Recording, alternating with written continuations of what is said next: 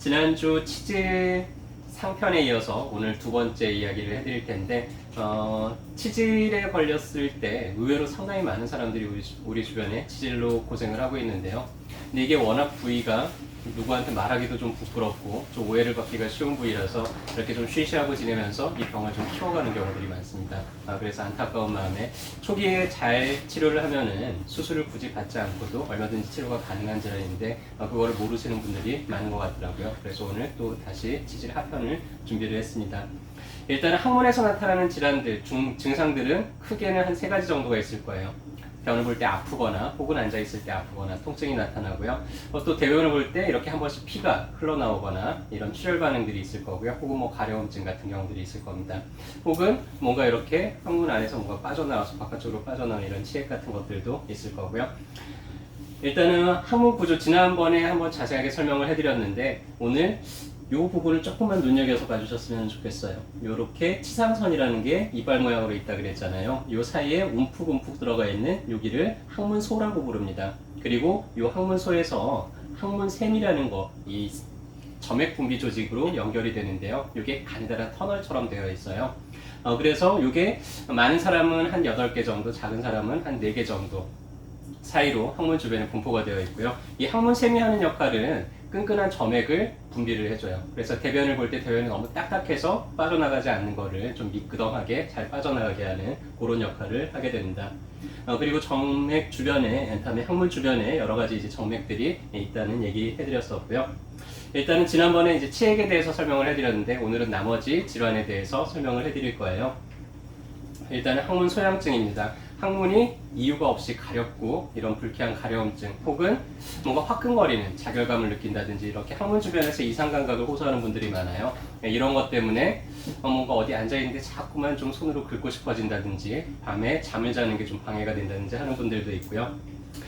우리 몸에 감각신경이 좀 예민하게 분포가 되어 있는 부위들이 있습니다. 가령 손 같은 경우 좀 감각이 많이 예민하죠. 입술 같은 경우 감각이 예민한데 항문 주변에도 감각신경이 많이 분포가 되어 있기 때문에 이런 감각장애들이 좀 많이 발생을 하는 편이고요. 항문이 가렵다고 할 때 크게 원인을 2가지로 나눠볼 수가 있습니다. 하나는 2차성이고 하나는 특발성인데요. 2차성이라는 얘기는 어떤 질환이 생기고 나서 2차적으로 문제가 생겼다는 얘기고요. 이럴 때는 그 원인 질환이 해결이 되면은 이런 소양증, 가려움증도 해결을 할 수가 있죠. 특발성이라는 얘기는 별다른 이유가 없이 원인 질환이 없이 생겼다는 얘기예요. 이 경우가 거의 대부분을 차지하는데 조금 치료가 잘 안 되는 경우들이 많습니다. 양광에서는. 그래서 좀 항문 주변을 시원하게 만드는 뭐 멘톨 성분이 들어간 그런 걸 통해서 잠깐 가려움증을 해소를 해주기는 하지만 완치가 잘 안 되는 경우들이 많고요. 이게 또 청결하지 못해서 이런 게 자꾸 생긴다고 생각을 해서 그 부위를 지나치게 비누로 깨끗하게 이제 관리를 하시는 분들이 있는데 그 자체가 우리 피부는 약간의 산성을 띠고 있어요. 세균들이 증식하지 못하도록 하는데 이 비누는 알칼리성입니다. 그래서 그거를 섣불리 이렇게 중화를 시켜버리면 오히려 세균들이 좀 더 증식하기가 쉬운 환경이 되어버리기 때문에 비누로 청결하게 관리를 하는 게 오히려 좀 악영향을 끼칠 수가 있어요. 그리고 스트레스나 알코올이나 커피 같은 것들하고도 좀 관계가 되어 있기 때문에 만약에 내가 항문 주변이 좀 많이 가렵고 자주 가렵다 하는 분들은 이런 것들을 좀 피해줄 필요가 있겠죠. 항문 소양증을 일으키는 원인 질환들이 상당히 많습니다. 뭐 전신 질환으로는 당뇨라든지 간질환, 백혈병, 빈혈, 비타민 결핍 이런 것들도 있고요.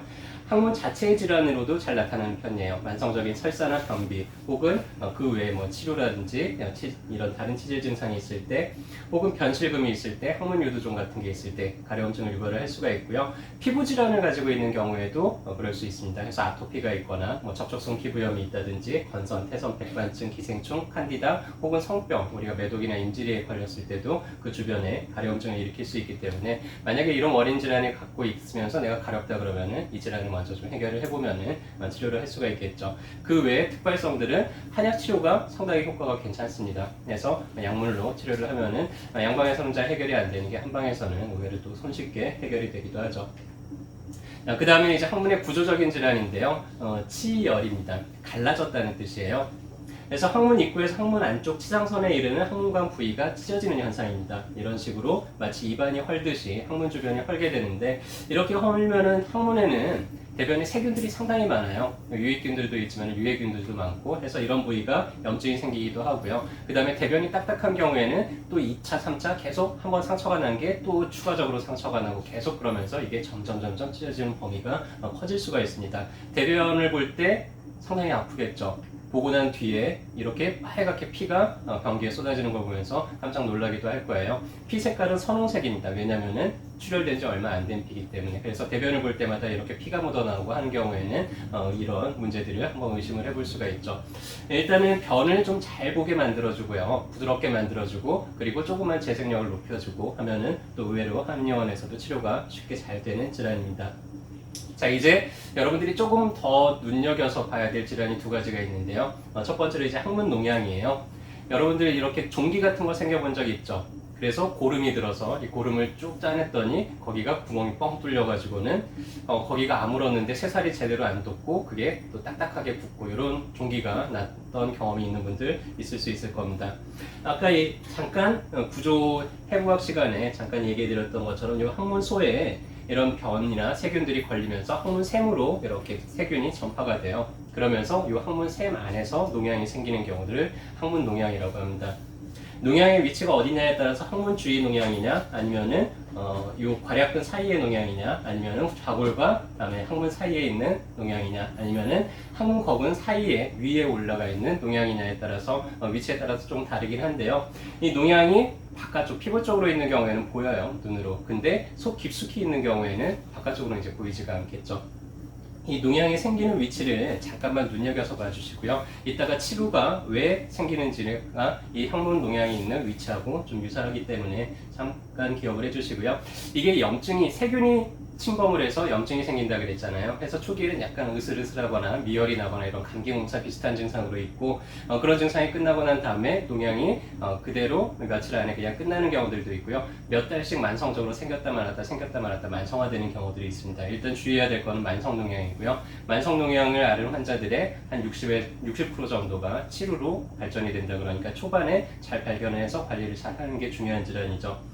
그래서 처음에는 감기 몸살처럼 있다가 약간 뭔가 앉아있을 때 뭔가 좀 이물감 같은 게 느껴져요. 그러면서 만져보면은 딱딱한 멍울 같은 게 느껴지기도 하고 또 농이 한참 활성화되어 있을 때는 앉으면은 되게 아프고 막 따갑고 이러겠죠. 그래서 치루의 전조 증상이기 때문에 관리를 잘해서 치루로 발전하지 않도록 하는 게 중요하죠. 이런 식으로 멍울들이 잡히고 속 깊숙이 있는 경우에는 이렇게 겉으로는 안 보일 수도 있습니다. 자, 이제 마지막으로 치루인데요. 가장 항문 치질 중에서 가장 주의해야 되고 가장 치료가 안 되고 좀 치료가 어려운 많이 고통을 받는 그런 질환입니다.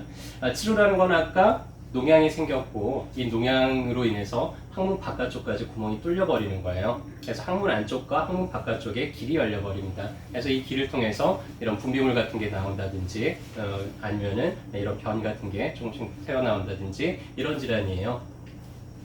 그래서 아까 이런 농양이 있는 위치들이 한번 크게 구멍이 생기면서 이런 것들이 점점 주변으로 전파가 되면서 이렇게 바깥쪽까지 구멍이 이어지게 됩니다.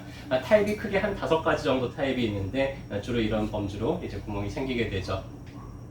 일단 바깥쪽에 봤을 때 약간 헐어있는 자국 혹은 뭔가 정상 조직하고는 다른 그런 공포 파인 조직들이 생기게 되고요. 그 사이로 이렇게 분비물 같은 게 빠져나오거나 농 같은 게 계속해서 흘러나오기도 합니다. 일단은 항문 주변의 피부를 계속 자극을 주기 때문에 뭐 가렵고 아프고 다음에 여러 가지 불편감들을 일으키게 되죠. 구멍이 막혔다가 뚫렸다가 이런 경우들이 있는데 여러분들 귀 뚫어 보셨죠? 귀 뚫었을 때 이게 뚫렸다가 다시 막히기도 하지만은 이게 시간이 오래 지나고 나면 그냥 뚫린 채로 또 계속 있잖아요. 그렇게 터널이 아예 이어지게 됩니다. 막히면은 한 번씩 또 부었다가 염증이 생기면서 통증도 심하게 생기게 되고요. 이런 질환이죠. 이 경우는요, 더 이상은 자연 치유가 어렵습니다. 그래서 약물로 치료할 수 있는 단계를 이미 넘어섰고요. 이 경우에는 이 터널을 이제 쭉 긁어내고 메꾸는 그런 수술적인 치료가 필요하죠. 그래서 치질에 대한 나머지 질환들을 정리를 해드렸고요. 일단은 한의원에서 치료가 가능한 질환은 앞에서 살펴본 소양증이라든지 치열 같은 경우에 아주 손쉽게 치료가 되고요. 농양 같은 경우에도 잘 째내고 배농을 하게 되면은 충분히 약물로 치료가 가능한 단계가 되는데, 근데 이제 치료로 발전이 되고 나면은 더 이상은 치료가 어렵기 때문에 이때는 수술을 하셔야 되겠죠. 그래서 지난 시간하고 같이 정리를 해드리면은 치액도 단계가 3기 전까지는 한약으로 얼마든지 치료가 가능하다고 했고요. 이게 너무 이제 만성화돼서 더 이상 치액이 빠져나왔다가 다시는 들어가지 않는 단계, 말기 4기까지가 되면은 그때는 이제 수술밖에는 방법이 없다 그랬죠. 치질은요, 어느 날 갑자기 하루아침에 생기는 게 아니라 서서히 조금씩 발전을 해나갑니다. 그래서 조금 부끄럽더라도 초기에 이런 것들을 잘 알리고 진찰을 받고 해서 초기에 치료를 하게 되면은 성과가 상당히 좋고 안전하게 치료가 가능한데, 이거를 내가 또 지내다 보면 또 괜찮기도 해요. 괜찮았다가 또 문제가 생겼다가 이게 왔다 갔다 하니까 그냥 참고 견디다 보면은 나중에는 이제 더 이상은 자연적으로 치료하기가 어려운 단계가 생길 수 있기 때문에 초기부터 좀 적극적으로 치료를 하는 게 중요하죠. 저희 어깨동무한의원에도 치질 클리닉이 새로 오픈이 되었고요. 총 8주 프로그램입니다. 처음 4주 동안은 증상을 개선하기 위한 집중적인 치료를 하게 되고요. 이후 4주 동안에는 재발을 방지하기 위한 체질 개선을 위주로 하게 됩니다. 최소한 4주까지는 반드시 치료가 필요합니다. 1, 2주 정도 지나면 증상이 많이 개선이 되거든요. 통증도 많이 가라앉고 출혈량도 이제 거의 대부분 잡히게 되는데, 그러더라도 4주까지는 반드시 치료를 하셔서 완전히 뿌리가 남아있지 않도록 그렇게 해주셔야 되고요. 가능하면 8주까지 꾸준하게 치료를 하면서 다시 재발되지 않도록 이렇게 치료를 하면 상당히 뛰어난 성과가 보이고 있습니다. 일단은 치료도 중요하지만 평상시 관리가 상당히 중요해요. 일단은 치질을 일으키는 가장 첫 번째 원인은 변비입니다. 대변을 시원하게 보지 못하고 변을 보려고 너무 억지로 힘을 끙끙 주다 보면 복압이 증가가 되면서 이렇게 여러 가지 문제들을 일으킬 수가 있는데요. 그래서 대변을 볼 때 너무 오랫동안 변기에 앉아 있는 것은 좋지 않습니다. 대변이 마렵다? 여러분들 참지 마시고 바로 화장실로 가세요. 그렇게 해서 한 번에 힘을 끙 줘가지고는 한 덩어리 굵게 시원하게 퐁당 빠뜨리고는, 그리고 나서 바로 일어나시기 바랍니다. 너무 오랫동안 앉아있는 거는 좋지 않고요. 대변을 보려고 너무 장시간을 쓰는 거는 좋지 않아요. 그래서 뭐 핸드폰을 본다든지 뭐 책을 본다든지 이러지 않았으면 좋겠고요. 딱 5분 안에 해결하는 거를 습관을 들이셨으면 좋겠습니다. 그러려면 대변이 좀 보기 쉬운 형태가 돼야 되잖아요. 그래서 물도 좀 충분히 마시고요. 그래서 대변이 너무 단단해지지 않도록 해주시고요. 섬유질이 충분한 음식들을 평소에 많이 드셔주세요. 대변 재료를 만들기 위해서. 그래서 가장 추천해드리는 게 사과, 바나나, 고구마예요. 그래서 여러분들이 식사하실 때 이런 것들을 어느 정도 좀 곁들여서 드시면서 대변을 좀 보기 쉬운 형태로 만들어 주셨으면 좋겠습니다. 대변 보는 자세가 상당히 변비를 개선하는 데 있어서 중요한 역할을 해요. 여러분들 요새는 이런 식으로 많이 앉아 있잖아요. 근데 이렇게 되면은 항문이 약간 접혀요. 그래서 대변이 빠져나오기가 쉽지가 않습니다. 이 항문을 딱 일직선으로 펴주는 자세가 이런 자세예요.